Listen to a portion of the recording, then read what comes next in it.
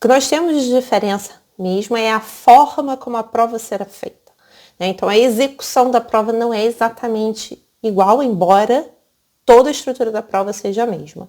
Então, quando a gente vai fazer a prova no centro aplicador, a gente faz a prova com um headset.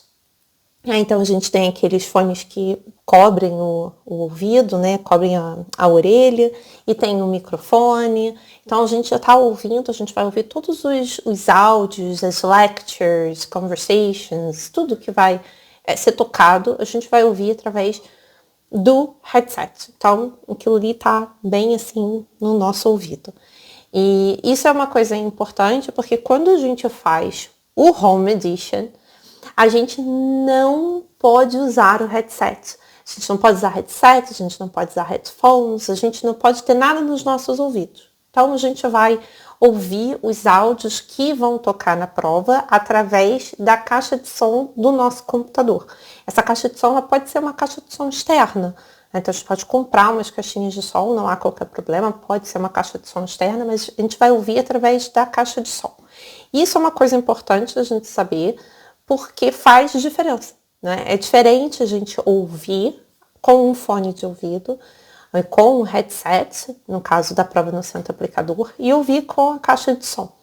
Então, quando a gente vai se preparar, é importante a gente levar em consideração se a gente vai fazer a prova no centro aplicador ou em casa, porque isso vai influenciar a forma como nós vamos estudar.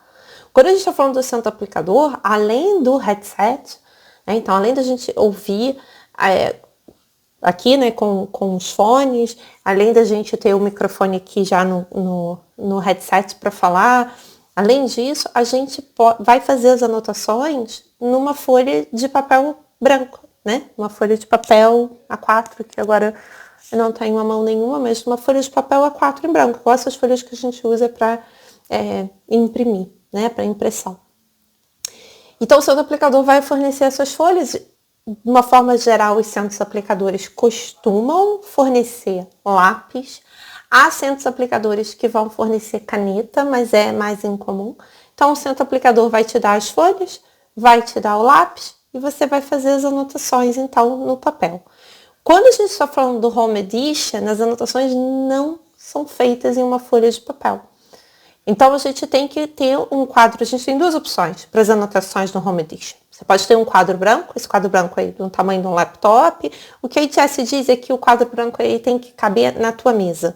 Ele não pode ficar com nenhuma extremidade para fora da mesa. Então, ele tem que caber ali de forma que você tenha o teu computador, né, ou o teu laptop e o quadro branco. Então, um quadro branco do tamanho de um laptop, mais ou menos, é bom porque ele cabe estrategicamente ali na mesa, de forma que você consiga fazer suas anotações. Mas então, a gente vai precisar de um quadro branco.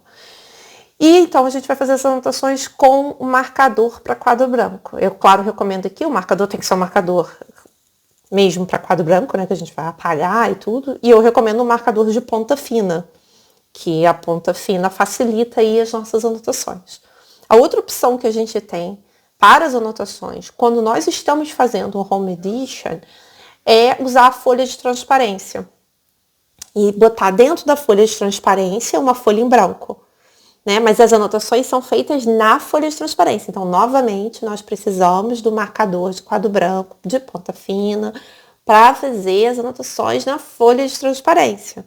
Que a gente vai ter que apagar essas anotações. As anotações não vão ficar na folha, fica na folha de transparência. A folha que está ali em branco dentro, né, da folha de transparência, é só para você conseguir enxergar as suas anotações. Então, essas são as duas opções que a gente tem quando nós estamos fazendo o Home Edition para as anotações.